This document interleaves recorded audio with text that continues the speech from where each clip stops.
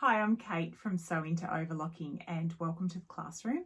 Today we're going to be looking at embellishing the Rory Satchel Bag from Aster and Anne using, of course, Coverstitch because, you know, I love doing everything on an overlocker or Coverstitch machine. And I really love the way you can embellish using your Coverstitch. So we're going to create this plaid version today. So all you need is your Aster and Anne kit for the Rory Satchel, or I mean you could really choose any of them because they're all quite beautiful bags. I love the size and shape of this one, and it's really easy to work with for the plaid style stitching that we're going to do. Obviously you need a cover stitch machine. I've used the accent thread from Wonderfil. Love the sheen in it. It's also lightweight enough that I've used it in lots of different brands of cover stitch machines, and it works beautifully in all of them. So I'm using two today. We're going to use this beautiful pink on the grey, which I think will look lovely. So there's a pink variegated, and then I'm going to contrast that with a beautiful deep pink. So it'll look very much like the purple one that I've got there. Or you could do three colorways. So this one I use the variegated, a solid black and a solid grey. So you could mix it up a little bit and use a few different colors if you like. Once you've got the concept of how we're stitching, you can go crazy with all your different colorways. So first step we need to do, because the thing I love about these bags is it's a nice big straight piece, so it's really easy to work on, but they have already stitched the inside pocket on, which doesn't work very well because we want to stitch over the top of that. So I'm going to grab my quick unpick and unpick this pocket, pop it aside, and then we're going to start drawing our lines on ready to embellish. So I've got my pocket unpicked. I have the wrong side of the bag looking at me. Now you'll notice one end has a square corners, so that becomes the inside of the bag when we put it all together. But this rounded section is the front of the bag. So we're going to work starting with this side. And this is my favourite pencil when working with felt. It's a Bowen pencil. Comes with different coloured leads. So I really like the pink. I think it shows up really well on the grey. And what we're going to do is use our 30-degree line on our ruler. And we want to have that straight with the side of the bag. And we're just going to bring that up till it's about in the centre of that corner. Make that all nice and straight. And then we're going to do a line, obviously with the chalk side of the pencil.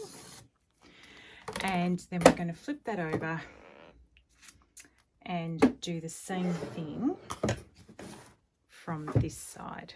So again, about halfway along, have that nice and straight into the centre of that bag, into the centre of that corner, sorry, and draw our next line.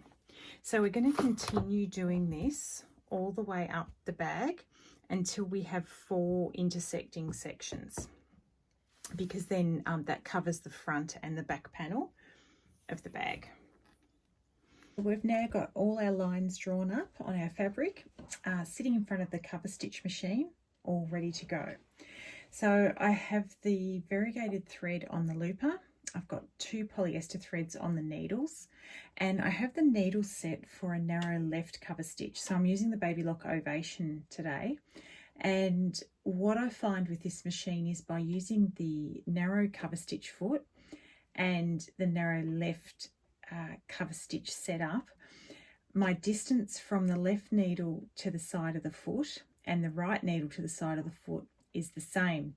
So it means it's a lot easier when I'm using the side of the foot as the guide when I'm stitching. So you'll see what I mean as I get going. But depending on the machine that you're using at home, you may have to look at that when we're sewing our next lot of lines, just to make sure that the distance is even between your rows of stitching.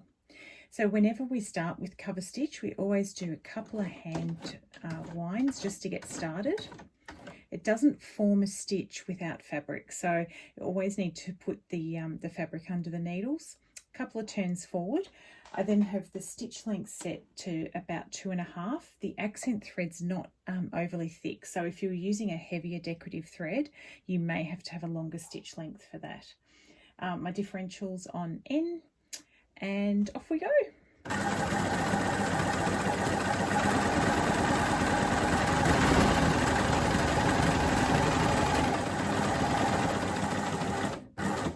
So when you get down to almost the edge, we don't want to run off the edge. We want to bring the needles up to the highest position, and then we're going to raise the presser foot. Now, a really great advantage of this machine is it does have a knee lift. So it gives me both hands to be able to swivel my fabric while I'm using the knee lift to actually raise the presser foot. So then we're going to reposition it again with the line that I've drawn down the center of the foot there.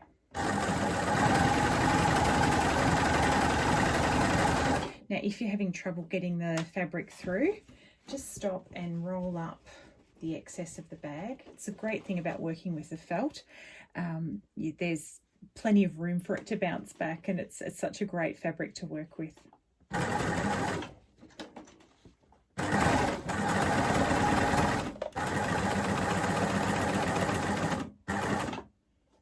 So again, almost to the edge, needles up, raise the presser foot, and we're going to pivot back around. And again, lining up with the center of the foot.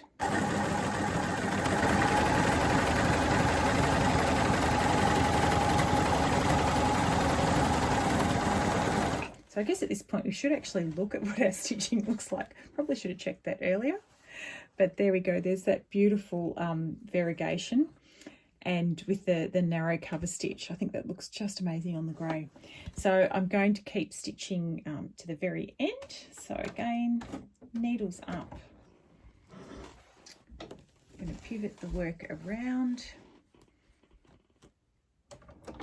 and off we go.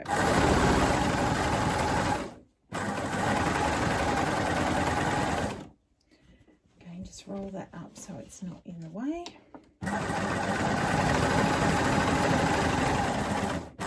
Now at this point, if you have a machine that does chain off like this one, I can continue to sew off and create a chain. If your cover stitch machine doesn't create a chain, then I at this point would raise my needles, raise my presser foot, draw the threads forward and remove the work. So I might actually do that just to show you. So with the needles up, we pop a screwdriver or tweezers or something under the foot and draw the thread forward, and I'm just going to cut that off there. So you cut through the needle threads, and then you just take the work very gently out the back. The needle threads will pull through, and then you still have the looper thread that you need to cut off. Now that will unravel if you let it, but what we're going to do is then stitch over the top, so it'll be secured by the time we do a row of stitching all the way around. So that's one section done, and now I'm going to place the bag back under the foot from the other direction, and we're going to sew that row of stitching as well.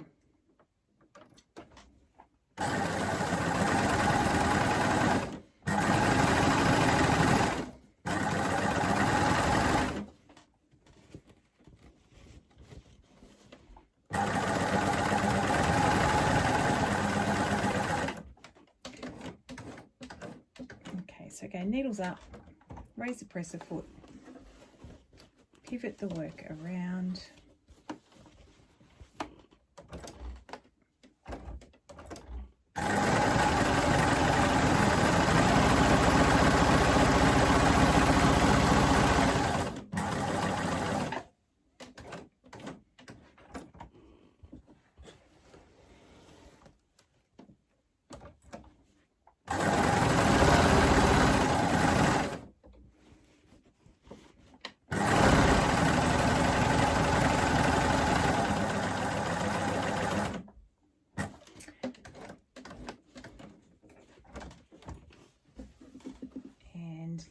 last row.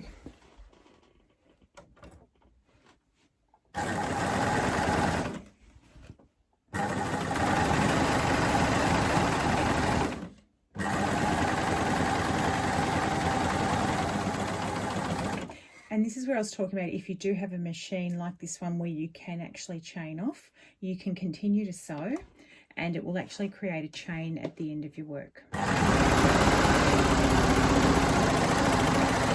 And actually, cover stitch chain is really quite beautiful, and you can make tassels and have all sorts of fun working with that, just like you do with a rolled hem braid, but it's a little bit wider and flatter, being that it's a cover stitch braid. Okay, so there's my first row of stitching done with the variegated thread. I'm now going to swap over and pop the plain pink thread on, and we'll sew the next row of stitching. So I've replaced the variegated thread with the solid pink thread in the looper, and I'm now going to place the fabric back under the foot, and I'm going to use the side of the foot as my guide for a straight line. So we're going to position it about there, pop it down again, a couple of hand winds to get started, and off you go.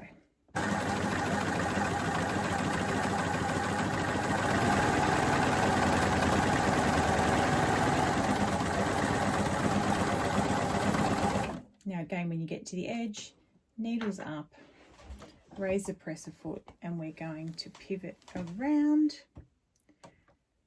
And this is where I was meaning, once I do this pivot, I can now use the right side of the foot as a guide, and the distance will be the same. So you just need to check your foot at home. If that's going to be an issue for you and you can't actually do that, you may need to draw your rows of lines on before you start to stitch, just to make sure they're even.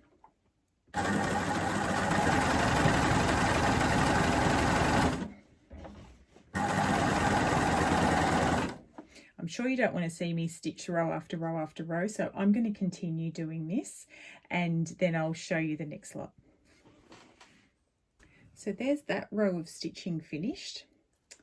And I think the pink looks just amazing, it really pops. So now I'm going to stitch each side of this one, and the same for this one. So we're going to do another 3 rows of the plain pink stitching, and then we'll come back and swap back to our variegated thread. So here we have our beautiful variegated thread with the dark pink thread on either side down the whole length of the bag. I've now rethreaded with the variegated thread in the looper of the cover stitch machine, and we're going to sew again. So again, up under the foot, using the side of the foot as the guide, and we're going to build the next few rows of stitches.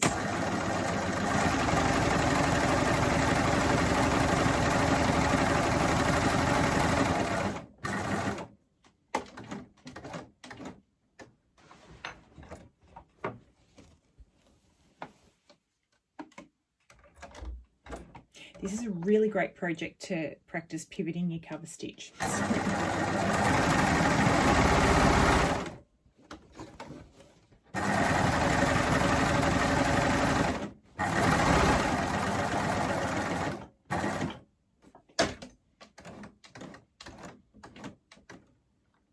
And remember, when you're working with the cover stitch, to always turn the hand wheel towards you, never away from you, because as soon as you're turning it backwards, you're actually unlocking the stitch, and that's when the stitch comes undone and will unravel. So really important, always towards you when you're cover stitching.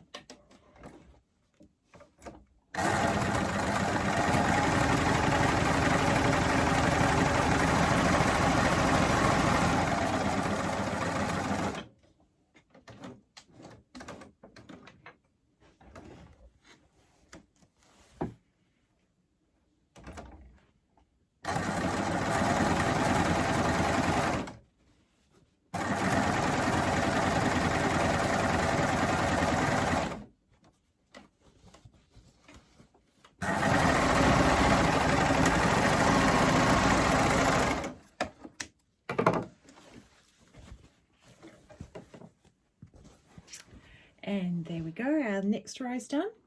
And now I'm going to stitch on the other side of the hot pink. So I'll do that and then we'll come back and have a look at the progress. So I've finished all the stitching with the variegated thread, and now we're going to stitch around and frame the outside. If you wanted to, you could actually do another row of stitching in the dark pink or throw another colour in to fill in the area a little bit more, but I'm pretty happy with the way this is looking. So I've now threaded the cover stitch machine up for a triple cover stitch, and we're going to do a border of stitching all the way around the outside, and that's going to help to cover these areas and also finish off this section where you've stopped and started, and to stop them unraveling, and it's just going to frame the whole lot of stitching and look much neater. So first thing I need to do is draw a line, because I can't sew straight. So I have drawn a line of chalk straight across from point to point at this section of the bag, and this is where I'm going to start to stitch. So bringing the needles up, press a foot up and back down again.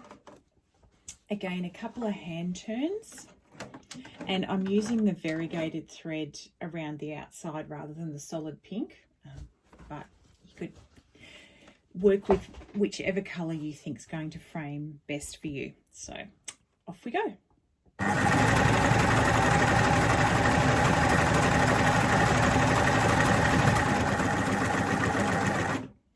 Again, when you get close to the end, I'm going to have the needles up. We're going to raise the presser foot and turn to get our nice sharp corner, making sure all those tails are out the way. Pop the foot down. It is a little bit more challenging having the 3 needles in and doing corners than what it is with 2. I find it is much easier working just with the 2 needles when you're doing that, but you know, we're always up for a challenge. When we stitch down, we're going to make sure that the right needle is catching all that edge as we stitch down the straight side.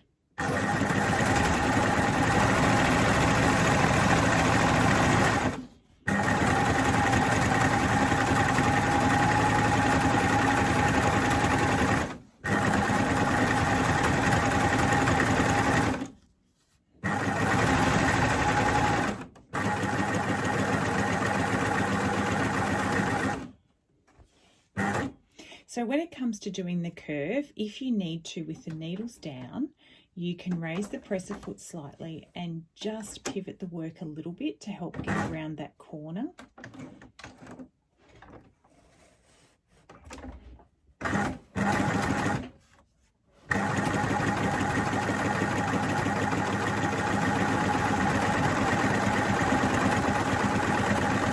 We should possibly have a look at our stitching and see how it's coming up. And see, that's just beautiful. Look at that triple cover stitch. I have actually added a thread net to my thread, so you can see that there. When you're using the thread nets, always make sure they don't sit up higher than the thread, and I always like to tuck the excess of the thread net sort of up at the bottom, and then you can sit it comfortably on your stand. That's going to make the thread net sit in place as you're stitching. So what the thread net does is actually just tension the thread a little bit better, and it'll help to give you a more even and consistent stitch.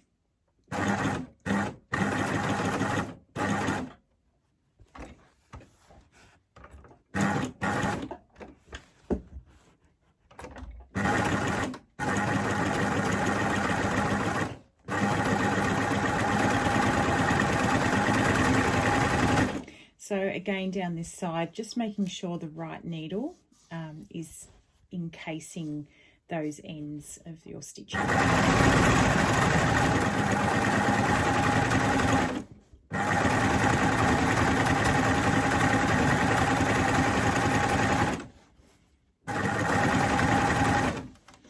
We'll just pull all these chains and tails out.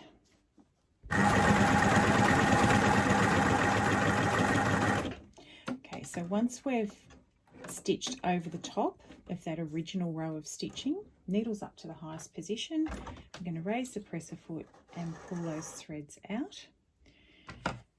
Use our scissors to cut through all 3 threads and remove the work off to the side like that. We just need to then still cut the looper thread. Those needle threads will pull through to the front by finishing that way. And then we can turn our work over. Oh, and look at that, that's just gorgeous. It's always that nice surprise when you turn your cover stitch over and see it looking absolutely stunning.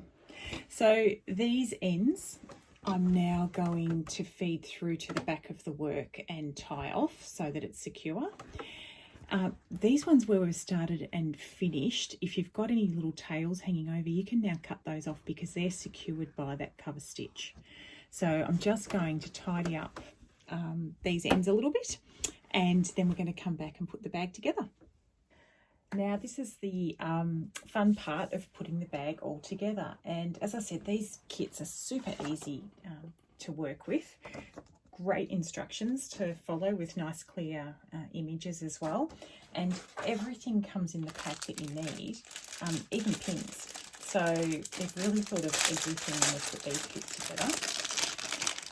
So I'm going to open this up, and the first step that I need to do is stitch the pocket back in place, because remember we unpicked the pocket at the start. So I'm going to lay that out. Now with this felt, if you iron it after you've unpicked anything, it will actually sort of cover the stitching lines.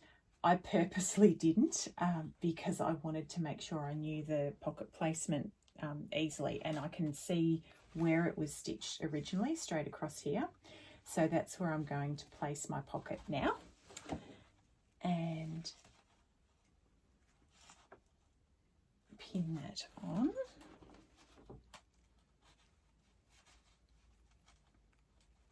Actually, I'm going to have to pin this way because I've got my zipper foot set up that way. So I have my sewing machine set with black thread in the needle and of course grey in the bobbin. So I'm going to just do a nice straight stitch.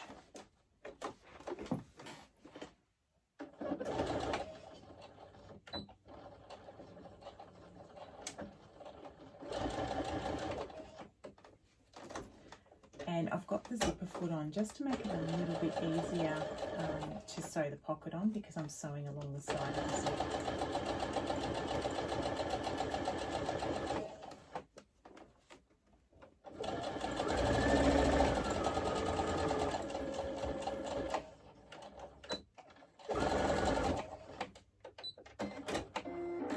Okay, so now we can start following the instructions as far as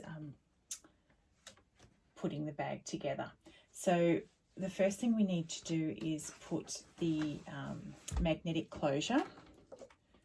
So we're going to pop the one with the little round hole on the inside of the bag. Now that sits about here, and what I like to do is fold it in half. And then we need to measure down 22.5 centimetres. So let me find my tape, which is just over here. And we're going to measure down 22.5 and grab my chalk pencil. And that's there. So that's going to centre that.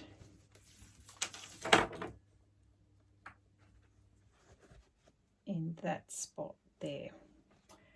Again, just grab a little pin to hold that in place. You could hand stitch this if you like to with a, you know, a lovely top stitch thread could look great. I'm more a machine girl, as you've probably worked out. So I tend to prefer to machine sew because I'm much faster at it. So, so still I like to leave the zipper foot on because it makes it easier for stitching around the enclosure. And I hope I am actually putting this together correctly.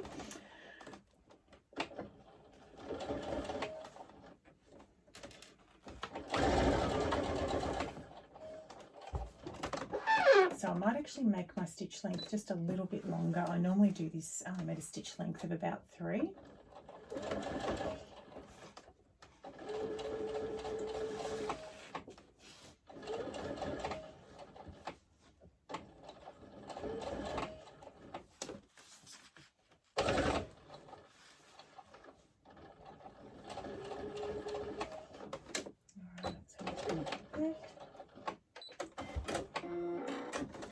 So that's my first step, which is that closure done. The next step is to embellish. We've already done that.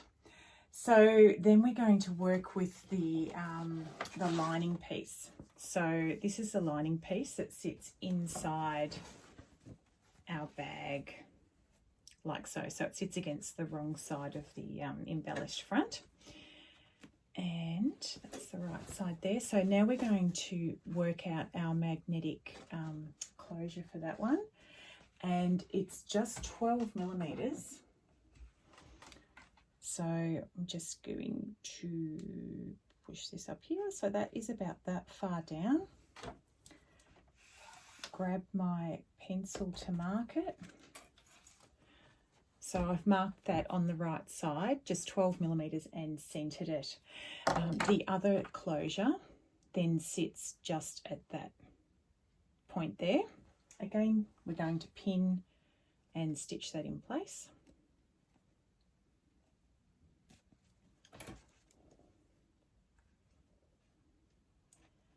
Once I do that, I'm going to stitch the bag clips on. So I'm going to actually do it out of order because I want to have all grey thread when I sew the lining to the front of the bag. But I want to pop these on with the black thread, which I'm just going to save time going backwards and forwards. So what I'm going to do is put those into place, and then we'll come back and look at putting all the bag together. So I've finished all the stitching where I needed the black in the needle. So I have my hooks to hook the handles on, and they're positioned just above the stitching line for the pocket. So it makes it quite easy to find the placement for it. I have the catch on the inside, the magnetic clasp, and the one on the bag. So now I've rethreaded to grey thread, so that I can actually just do all the seams to put the bag together. So the first step is to place the lining piece on top of the wrong side of your bag front, the embellished piece, and that just fits beautifully, of course. And I'm going to stitch that all the way around. And having the grey thread will just disappear into the felt, so you won't have to worry about seeing it on the front of the bag.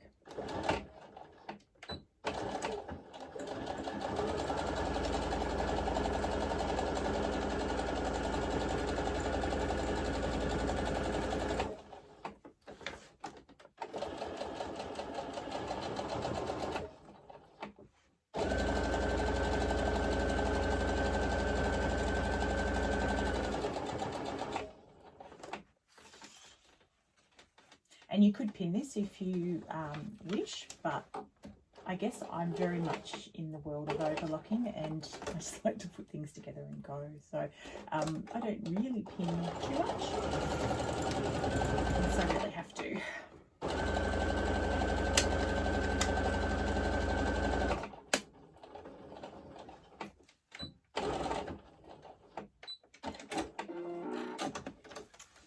There we go. And the last step is to then put the gusset pieces in.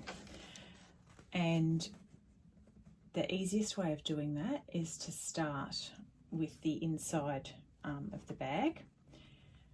Maybe I should put some pins in this. But what you'll find is when you put this together, it matches beautifully with the notched section at the top of the bag. So it just fits really well all the way around to there. So I'm going to pin and sew these, pop my handles on, and we're done. So it doesn't get any easier than that. Don't you just love it when a project comes together this easily? So my Rory satchel is all finished. Everything lines up beautifully. My magnetic clips close. The little handle sit on the top, so they're provided in your kit. You can just clip those on nice and easily. And I actually can't decide which one I like the best, because I think the pink has come up just beautifully on the grey. And of course you can see the back as well. And where we've positioned that to finish, just finishes right at the base of the bag. So, because you don't really need to have stitching underneath, no one's going to see that, or the inside either. So, I can't decide which one's my favourite out of all of these. So you can have great fun with these kits. As I said, the Wonderfil accent thread works beautifully. It gives you that little bit of sheen as well to the project. One of the things that you can do with the felt, which will help to protect it and make it last longer, is use a product called Odie Coat. This is one of my favourite products. It's a fabric laminator, so it makes your fabrics waterproof. So if you paint it on cotton fabric, you can make it completely laminated and waterproof.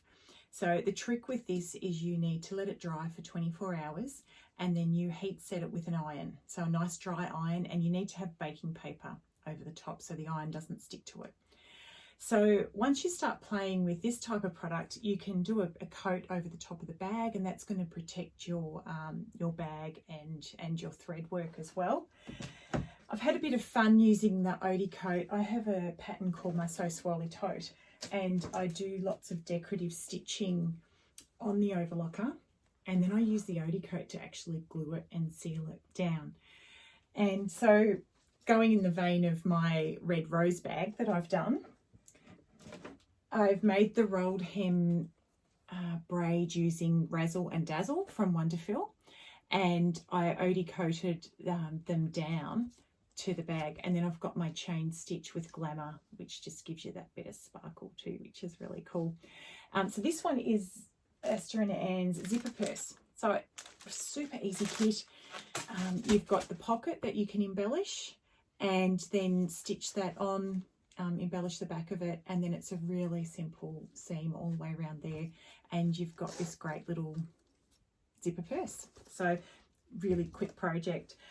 Chain stitch with Glamour as well, my business card holder. So just again a bit more of the felt from Aster and Anne, and the chain stitch just gives you that beautiful sparkle with the Glamour all the way through it. So if you have any questions at all about this project, please get in touch with me through my socials, which is sewintoverlocking on Facebook and Instagram. My website is sewintoverlocking.com, and you can send me an email through that. And I also have a YouTube channel, so I have lots of tutorials and things going up all the time on YouTube as well to help you get more out of your overlocker and cover stitch machine. So hopefully I will see you in the classroom very soon. Bye for now.